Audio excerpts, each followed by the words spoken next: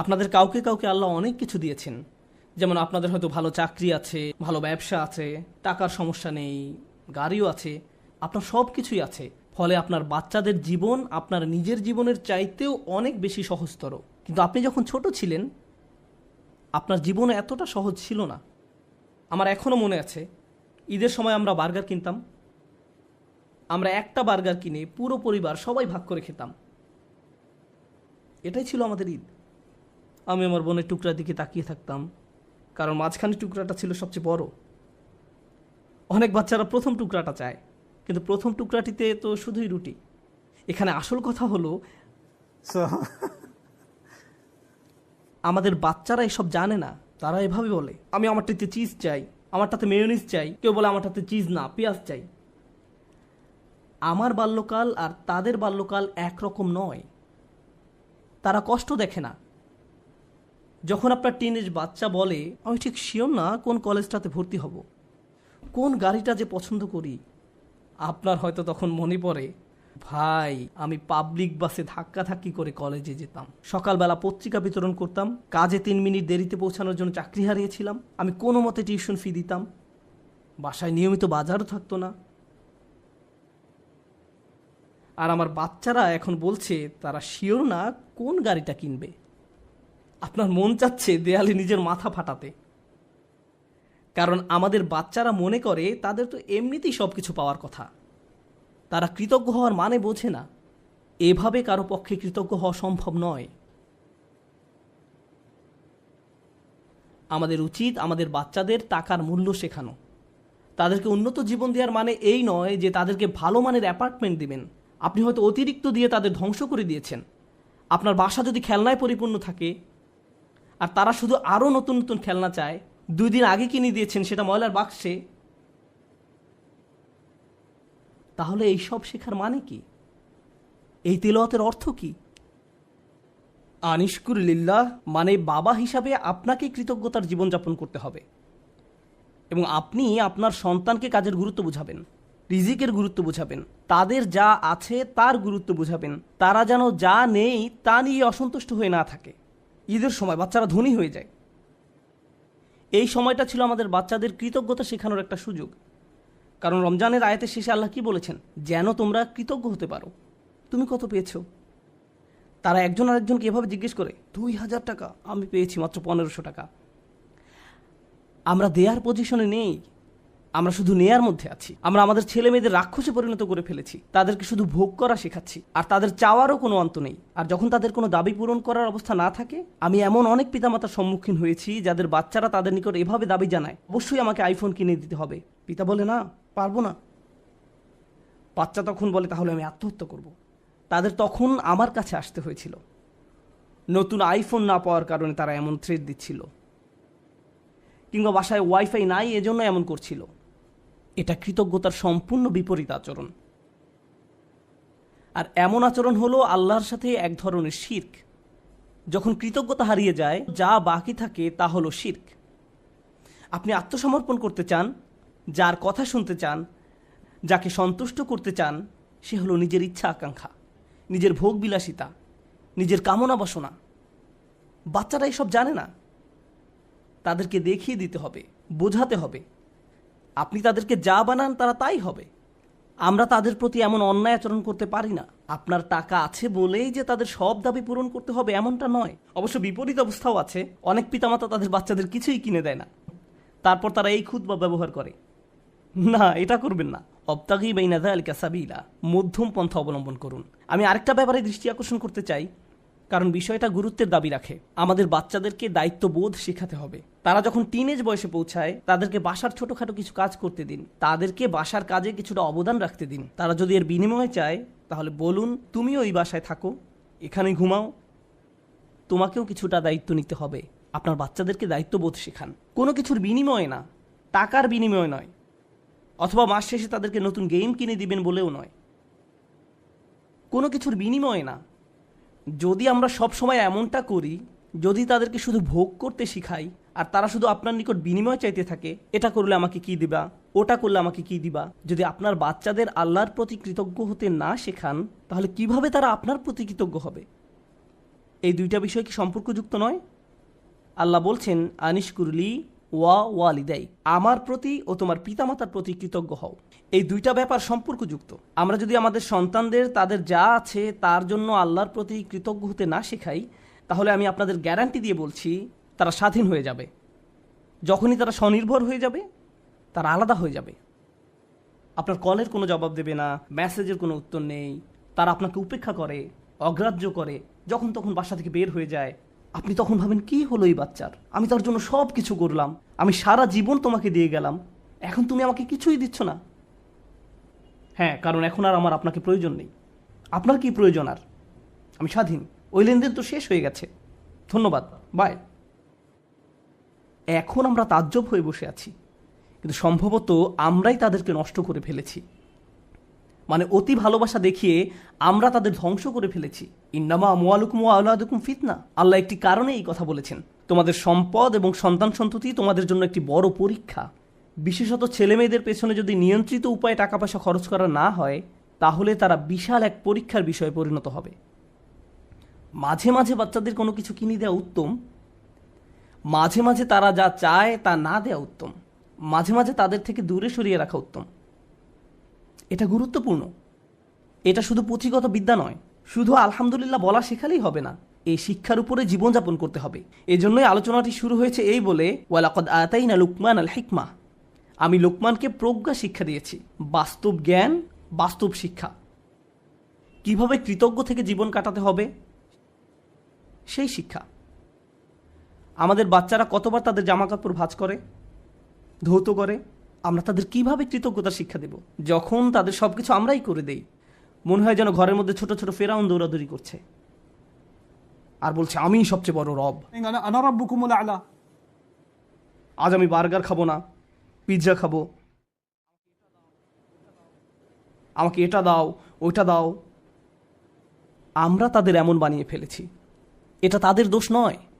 আমাদের সন্তানরা যখন নষ্ট হয়ে যায়, এই জন্য নয় যে তারা শয়তান, এর কারণ হলো আমরা তাদের সঠিক শিক্ষাটা দিচ্ছি না।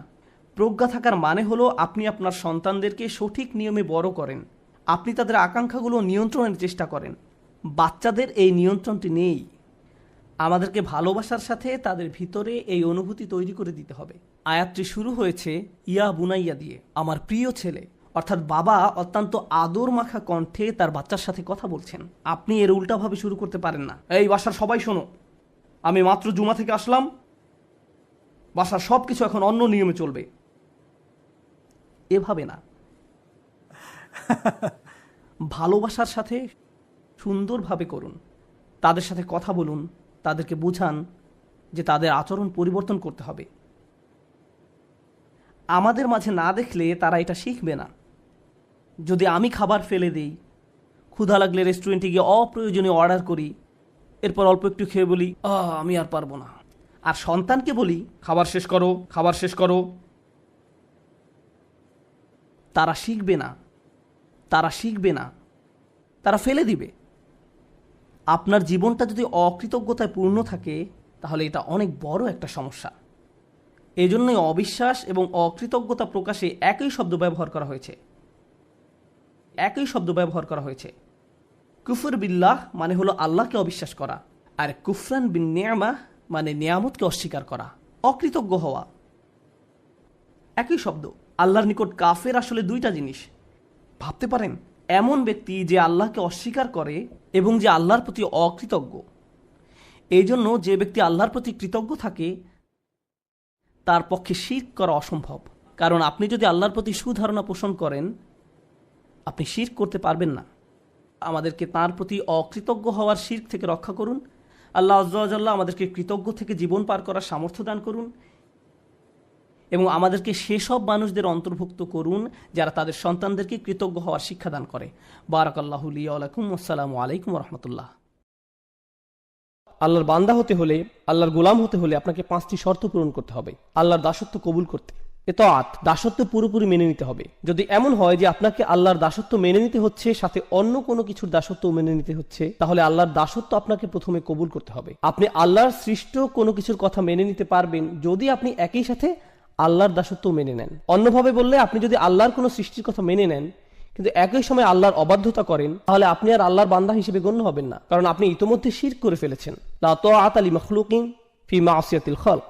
স্রষ্টার অবাধ্যতা হয় এমন কোন ক্ষেত্রে সৃষ্টির আনুগত্য করা হয় না, এটা হতে পারে না, গোলাম হিসেবে এটা করা যাবে না। তো প্রথম বিষয়টি হচ্ছে ইতাআত, দ্বিতীয় বিষয়টি হচ্ছে ভালোবাসা, হুব। আমাদের অন্য সকল কিছু থেকে বেশি আল্লাহকে ভালোবাসতে হবে। ওয়াল্লাযীনা আমানু আশাদ্দু হুব্বাল লিল্লাহ, যারা বিশ্বাস করে তারা আল্লাহর ভালোবাসায় দৃঢ়। একই সূরাতে আল্লাহ বলেন, ওয়ামিনান নাসি মান ইয়াত্তাখিযু মিন দুনিল্লাহি আনদাদা ওয়া ইউহিব্বুনাহুম কাহুব্বুল্লাহ। মানুষের মধ্যে এমন রয়েছে যারা আল্লাহর সমকক্ষ দাঁড় করায়, তারা তাদের এমন ভাবে ভালোবাসে যেভাবে আল্লাহকে ভালোবাসে। কিন্তু যারা বিশ্বাস করে তারা আল্লাহর ভালোবাসায় দৃঢ় থাকে। অন্যভাবে বললে, আমাদের ভালোবাসা আছে আমাদের পিতামাতার প্রতি, ভাই বন্ধু, সন্তান সন্ততি, জীবন সঙ্গী, ধন সম্পদ ইত্যাদি সকল কিছুর প্রতি, কিন্তু এগুলো কোনোটাই আল্লাহর ভালোবাসার ঊর্ধ্বে নয়। সকল ভালোবাসাই থাকে আল্লাহর প্রতি ভালোবাসার অধীন।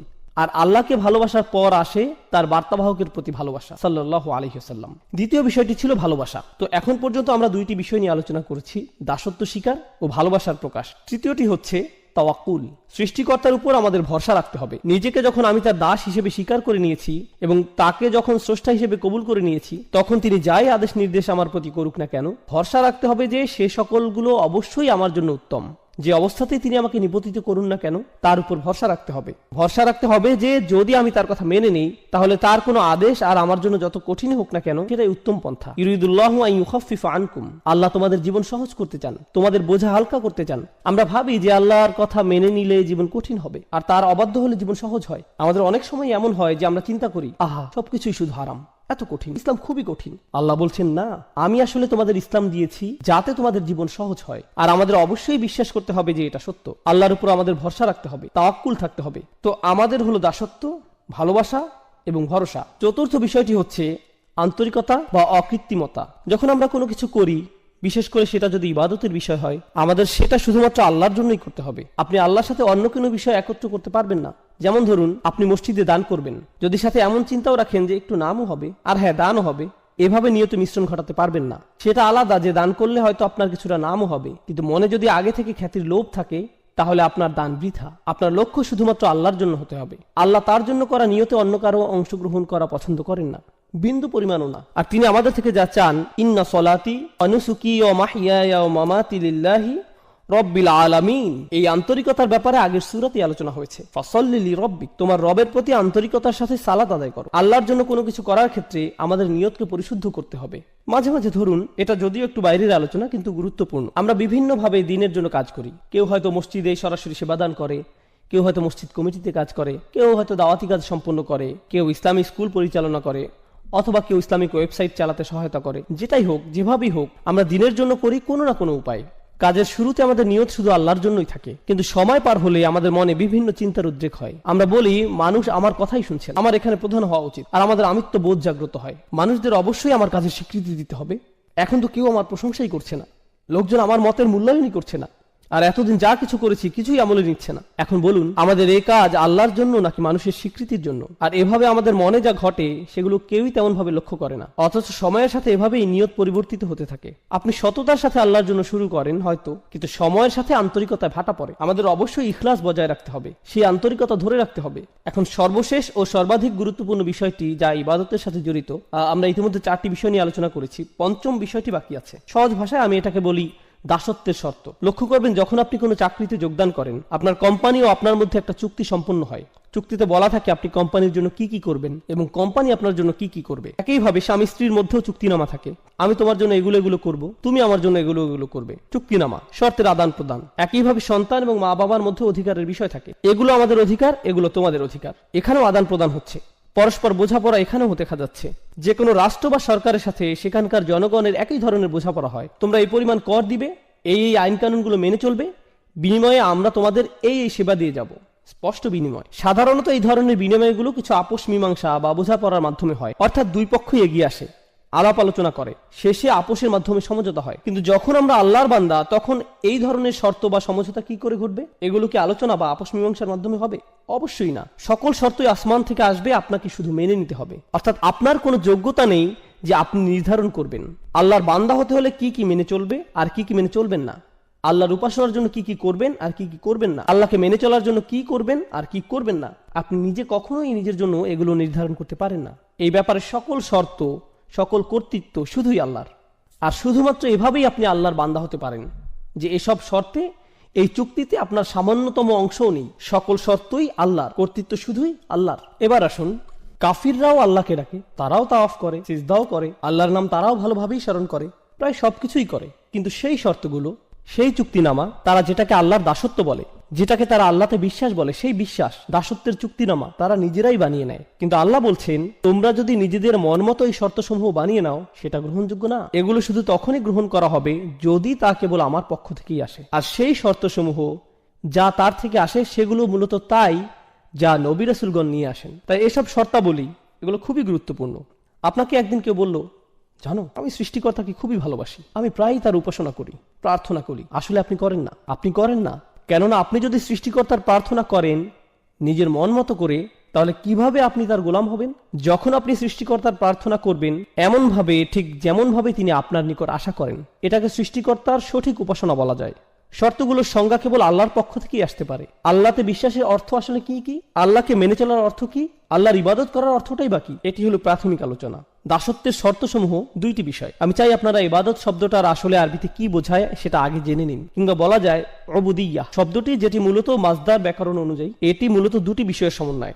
এখন আমি যদি শুধুমাত্র যে কোনো একটি আপনাদের সামনে প্রকাশ করি, তাহলে মূল অর্থটি অসম্পূর্ণ থেকে যাবে। মূলত এটি ক্লাসিক্যাল আরবির সামনে ইংরেজি ভাষার একটা সীমাবদ্ধতা। ক্লাসিক্যাল আরবি ভাষা একই সময় বিভিন্ন বৈশিষ্ট্যের প্রকাশ ঘটায়। এখন আমরা যদি কোনো বিষয়ের ক্ষেত্রে পুরোপুরিভাবে অর্থের প্রকাশ না ঘটাই, বাক্যের আংশিক প্রকাশ আমাদের মনে গন্ডগোল বাঁধাতে পারে। তো দুইটি পরিভাষা যা ইবাদত শব্দটির সকল বৈশিষ্ট্য ও গুণাগুণ পরিপূর্ণরূপে প্রকাশ করে, সে দুইটি হলো প্রার্থনা ও দাসত্ব। হ্যাঁ, এই দুটির সমন্বয়, প্রার্থনা ও দাসত্ব। আমরা সাধারণত যে কোনো একটি গ্রহণ করে থাকি, কিন্তু ইংরেজিতে দুইটি সম্পূর্ণ আলাদা শব্দ, যা ক্লাসিক্যাল আরবিতে একটি শব্দে প্রকাশ পায়, ইবাদাহ এবং উবুদিয়্যাহ। তাই যখন আল্লাহ রাসূল সাল্লাল্লাহু আলাইহি ওয়াসাল্লাম বলেন লা আ'বুদু মা তা'বুদুন, এর মানে শুধুমাত্র এই না যে আমি প্রার্থনা করব না, বরং এর মানে এও দাঁড়ায় যে আমি দাসত্ব স্বীকার করব না, আমাকে তোমরা গোলাম বানাতে পারবে না। খুব সংক্ষেপে আমি আপনাদের প্রার্থনা এবং উপাসনা করা এবং দাসত্বের মধ্যকার যে পার্থক্য, সেটি দেখিয়ে দিতে চাই। যখন মাগরিব আসলো, আমরা আল্লাহ তাআলাকে স্মরণ করছি, প্রার্থনা করছি। যখন এশার সালাতের সময় আসবে, আমরা আল্লাহর প্রার্থনা করব।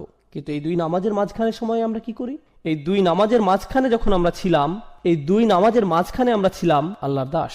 যখন আপনি ঘুমাচ্ছিলেন তখন আপনি প্রার্থনা করছিলেন না, কিন্তু ঠিকই আপনি ছিলেন তখন আল্লাহর দাস। যখন আপনি ঘুম থেকে উঠলেন, দাঁত ব্রাশ করলেন, নাস্তা করলেন, আপনার কাজে যাওয়ার জন্য গাড়ি ড্রাইভ করলেন, সে সময় আপনি প্রার্থনা করছিলেন না, কিন্তু তাহলে আপনি কি করছিলেন? যদিও হয়তো এই সময় আপনি কোরআন তেলাওয়াত করছিলেন না বা কোনো জিকির আজকার করছিলেন না, কিন্তু ঠিকই এই সময় আল্লাহর দাসই ছিলেন। তো বলা যায় যে প্রার্থনা হচ্ছে নির্দিষ্ট কিছু কাজ, রোজা রাখা, নির্দিষ্ট সময়ে সালাত আদায় করা, হজ করা, কোরআন তেলাওয়াত করা, দান সাদকা করা, এগুলো সবই নির্দিষ্ট কিছু কাজ যেগুলো প্রার্থনা হিসেবে ধরা হয়। কিন্তু একজন দাস, একজন গোলাম, সে সর্বদাই আল্লাহর গোলাম, যদিও সে এই ধরনের কাজগুলো করে বা না করে। এই ধারণাটি আসলে খুবই শক্তিশালী, কেননা এর মানে দাঁড়ায় আমাদেরকে ঠিক সেভাবে জীবনযাপন করতে হবে যেভাবে আল্লাহ তাআলা চান। শুধুমাত্র জুমার নামাজে বা অন্য কোনো নামাজে আল্লাহকে মানবেন আর অন্য সময় মানবেন না, সেটা চলবে না। নামাজগুলোর মধ্যকার সময়ে আমরা আল্লাহর বান্দাই। হাফিজু আলা সলাওয়াত ওয়াস সালাতুল উস্তা। আলেমদের মধ্যে অনেকে বলেন এখানে সলাতুল উস্তা বলতে নামাজগুলোর মধ্যকার সময়ের কথা বলা হয়েছে। এই সময় আল্লাহর সাথে আমাদের কানেক্ট থাকতে হবে, এই সময়ে আল্লাহর সাথে আমাদের সম্পর্ক থাকতে হবে, আমাদের আল্লাহর প্রার্থনা করতে হবে, একই সাথে আল্লাহর দাসত্ব মেনে নিতে হবে। এখন আমরা হয়তো অনেকেই আল্লাহর প্রার্থনা ঠিকভাবেই করি, কিন্তু দাসত্বের ক্ষেত্রে, যেমন হয়তো আপনি আসরে নামাজ পড়েছেন, কিন্তু এখন ভাবছেন সময় তো আছে, একটু মুভি দেখা যায়, মাগরিব চলে আসলো, হ্যাঁ মাগরিবের নামাজেও চলে আসছেন, কিন্তু এভাবে আপনি শুধু প্রার্থনা করছেন, দাসত্বের শর্তে টিকছেন না, আল্লাহর বান্দা হতে পারছেন না। কার হয়তো একটি মদের দোকান আছে, কিন্তু সে 5 ওয়াক্ত নামাজ পড়ছে মসজিদে গিয়ে। তো এখান থেকে সহজে বোঝা যায় যে সে আল্লাহর প্রার্থনা সঠিকভাবে করছে, কিন্তু আল্লাহকে মানছে না, কোনোভাবেই সে আল্লাহর বান্দা নয়। তাই সমস্যা হয়ে যায় আমাদের এই ইংরেজি অনুবাদগুলোর কারণে। এই অনুবাদগুলো দেখে আমাদের মনে হয়, যাক অন্তত পক্ষে আল্লাহর প্রার্থনা তো সঠিকভাবে করছি, আমার কাজ তো হয়ে গেল। না না, আপনি আল্লাহর প্রার্থনা করছেন, কিন্তু আপনি আল্লাহর বান্দা নন। প্রার্থনা করা হচ্ছে একটি অংশ, দাসত্ব হচ্ছে অপর অংশ, এবং ইবাদত এই দুইটি অংশ নিয়ে গঠিত, শুধু একটিতে হবার নয়। এখন আরবদের ব্যাপারটি লক্ষ্য করুন। আরবদের দুটি সমস্যা ছিল। প্রথমটি হচ্ছে তারা আল্লাহর প্রার্থনায় বিমুখ ছিল, তবে এর চাইতে বড় সমস্যা, তারা আল্লাহর দাসত্ব মেনে নিতে রাজি ছিল না। এই সূরাটি এই দুইটি সমস্যা নিয়ে আলোচনা করছে। আমাদের এই সমস্যা দুটি স্পষ্টভাবে চিহ্নিত করে নিতে হবে। যখন তারা আল্লাহর সামনে মাথা নত করতে এবং অন্য সকল উপাস্য থেকে মুখ ফিরিয়ে নিতে অস্বীকার করে, তখন সেটা তাদের কোন সমস্যা? প্রার্থনাগত সমস্যা নাকি দাসত্বের সমস্যা? অবশ্যই এটি তাদের প্রার্থনাগত একটি সমস্যা। কিন্তু যখন তারা ইয়াতিমদের দূরে ঠেলে দেয়, যখন তারা নারী শিশুদের হত্যা করতে বিরত থাকে না, যখন তারা গরিব দুঃখীদের দিকে ফিরেও তাকায় না, যখন তারা ন্যায় বিচার থেকে নিজেদের দূরে সরিয়ে নেয়, যখন তারা বিনা অপরাধে মানুষ হত্যা করে, যখন তারা কৃতদাসদের উপর অমানবিক অত্যাচার করে, তখন তারা আসলে কিসের সাক্ষ্যদান করে? তারা মূলত আল্লাহর দাসত্বকে প্রত্যাখ্যান করে। আল্লাহর বান্দার ন্যায় জীবনযাপন তারা কোনো আগ্রহ দেখায় না। আপনি আল্লাহর বান্দা মানে আপনি আল্লাহর উপাসনা করেন এবং তার সাথে তার দাসের ন্যায় জীবনযাপন করেন, দুইটি বিষয়। এখন আয়াতটি আমরা ভালোভাবে বুঝবো।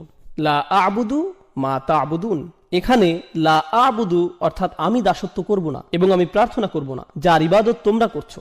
আমাদের বুঝতে হবে এই আয়াতে আল্লাহ রসুলকে বলা হয়েছে কাফিররা কিসের প্রার্থনা করত আর তারা কার দাসত্ব করত সে ব্যাপারে কথা বলতে। তো তারা কিসের প্রার্থনা করত এবং তারা কার দাস ছিল বলে মনে করেন? তারা বিভিন্ন মূর্তির, নিজেদের বানানো মেয়েকে ঈশ্বরের উপাসনা করত এবং তারা নিজেদের লোভ লালসার দাস ছিল।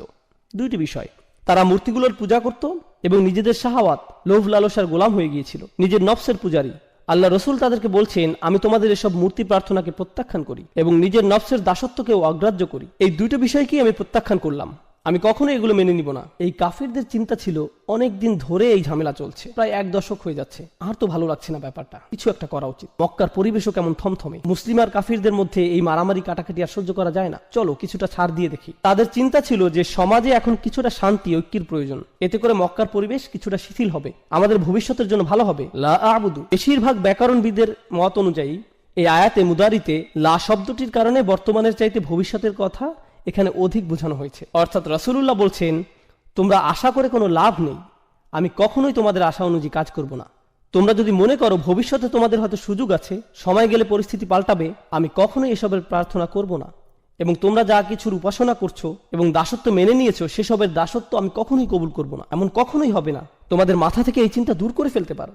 চলুন আমরা পরের আয়াতে যাই। ওয়ালা আনতুম আবিদুনা মা আ'বুদ, আর হ্যাঁ তোমরা কখনোই প্রার্থনাকারী তো ছিলে না, না তোমরা কখনো দাসত্ব স্বীকার করেছিলে। এখন আবিদুন শব্দটা একটা ইসম, অর্থাৎ এটি একটা বিশেষ্য। তার মানে এখানে বোঝানো হচ্ছে তোমরা অতীতে কখনোই এবং বর্তমানেও না আর ভবিষ্যতেও তোমরা কখনো কোনোভাবেই আমি যে সৃষ্টিকর্তার উপাসনা করি তার উপাসনা করবে, বা যে সৃষ্টিকর্তার দাসত্ব আমি করি তার দাসত্ব মেনে নিবে। এটা অতীতে আগে কখনোই হয়নি এবং ভবিষ্যতেও কখনো হওয়ার কোনো সুযোগ নেই। তার মানে বোঝা যাচ্ছে যে এটা শতভাগ নিশ্চিত তারা চিরন্তনভাবে এই কুফুরির উপর বিদ্যমান। এখন আপনারা যদি এই আয়াতটি ভালোভাবে বুঝে নিতে চান, কেন আল্লাহ বললেন যে তারা তাদের কুফুরির উপরই বিদ্যমান থাকবে, কেন তারা কখনোই মানবে না, কুরাইশদের এই নির্দিষ্ট কিছু নেতাদের কেন আল্লাহ এভাবে অভিশপ্ত করলেন, সেটার উত্তরটি কোরআনের অন্য এক স্থানে আমরা পাই। আল্লাহ বলেন আম আবরামু আমরান ফা ইন্না মুবরিমুন, খুবই গুরুত্বপূর্ণ একটি আয়াত। এই আয়াতটি বোঝার জন্য আপনাদের খুবই গুরুত্বপূর্ণ একটা শব্দ সম্পর্কে ধারণা নিতে হবে। আরবি শব্দটি হচ্ছে ইব্রম। ইব্রম এই শব্দের অর্থ হয় কোনো স্থাপনার জন্য দড়ি বাঁধা। আপনারা নিশ্চয়ই জানেন আগেরকার দিনে আমাদের কাছে সিমেন্ট ছিল না, সিমেন্ট বলতে কিছুই ছিল না। তো এখন আপনার কাছে 2 টুকরো কাঠ আছে, আপনি সেগুলো কিভাবে জোড়া লাগাবেন? বেঁধে নেওয়া ছাড়া আর কোনো উপায় নেই। আপনি কোনো দুর্বল বা পাতলা কোনো দড়ি অবশ্যই নেবেন না, আপনি দ্বিগুণ মোটা করে একটি দড়ি নিতে হবে, সেটা ঘুরিয়ে পেঁচিয়ে শক্ত করে নিতে হবে, আর সেটা কেবল একবার বাঁধলেই হবে না, একের অধিক গিট দিতে হবে। অর্থাৎ প্রক্রিয়াটি প্রত্যেক ধাপেই দ্বিগুণ, দ্বিগুণ, ত্রিগুণ এভাবে করে করে পদক্ষেপ নেওয়া হচ্ছে, যাতে নিশ্চিত থাকা যায় যে দড়িটি কখনোই ছিঁড়বে না। আর আল্লাহ তাআলা এখানে এই শব্দটি ব্যবহার করছেন কাফেররা তাদের কুফুরের উপর স্থির থাকতে ঠিক কতটা প্রতিজ্ঞাবদ্ধ সেটা বোঝাতে। আম আবরামু আমরান, তারা কি তাদের এই সিদ্ধান্তের ক্ষেত্রে দড়িতে গিট লাগার ন্যায় প্রতিজ্ঞাবদ্ধ হয়ে গিয়েছে? তারা কি তাদের সিদ্ধান্তে এতটাই দৃঢ় যে তারা কখনোই আর ফেরত আসতে চায় না?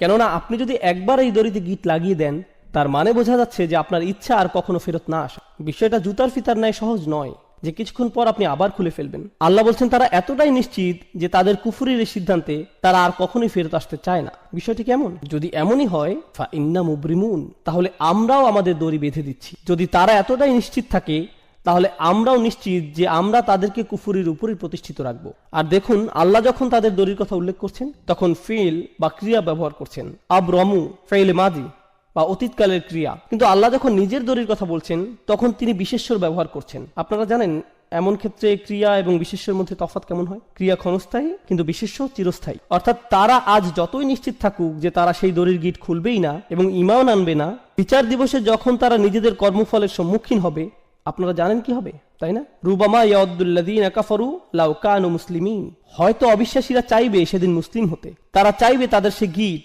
সেই দড়ি যাতে কোনো মতে একটু খোলা হয়, কিন্তু অনেক দেরি হয়ে গেছে, অনেক সময় চলে গিয়েছে। তাই আল্লাহ বলছেন ফা ইন্না মুবরিমুন, আমার বাঁধন তো চিরদিনের জন্য। বিশেষের ব্যবহার হয়েছে এখানে, অর্থাৎ সমাপ্তি ঘটে গেছে, শেষ। আর কাফিরদের ক্ষেত্রে বলা হচ্ছিল সংশয় আকারে। তারা কি আসলে এভাবে দড়িতে গিট লাগাতে যাচ্ছে? সত্য কি?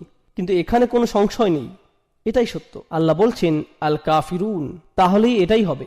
অন্যভাবে বললে তারা তাদের সিদ্ধান্ত স্থির করে ফেলেছিল, তাই আল্লাহ তাআলাও তার সিদ্ধান্ত নিয়ে নিয়েছেন। অবাক হওয়ার কিছু নেই। তোমরা কখনোই সেই সত্তার প্রার্থনা করনি যার প্রার্থনা আমি করেছি। মনে করো না যে আমার নবুয়তের পূর্বে তোমাদের আর আমার বিশ্বাস একই ছিল। না না না, কখনোই না। ওয়ালা আনতুম আবিদুন, তোমরা কখনোই করনি, কখনোই সঠিকভাবে প্রার্থনা করনি, আগেও কখনো করনি, ভবিষ্যতেও কখনো করবে না। যার দাসত্ব আমি এখন করছি তোমরা তা মেনে নিবে না। আবুদ এই শব্দটি রাসূলের জন্য বর্তমানকালে ব্যবহৃত হয়েছে। খুবই চমৎকার প্রয়োগ। এই শব্দটি বর্তমানকালে ব্যবহৃত হলে কি বোঝায় জানেন? তিনি তার অতীত বোঝাননি, তিনি শুধুমাত্র তার ভবিষ্যৎ নিয়ে বলেছেন।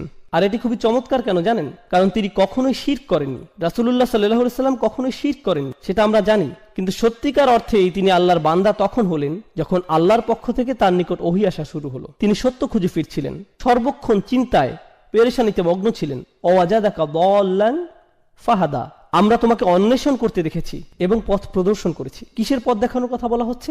দাসত্ব কবুলের পথ। হেদায়েত ও দাসত্ব একই পথের পথিক। ইয়াকা না'বুদু ওয়া ইয়াকা নাস্তাঈন, তারপরে কি আসছে? ইহদিনা, অর্থাৎ হেদায়েত।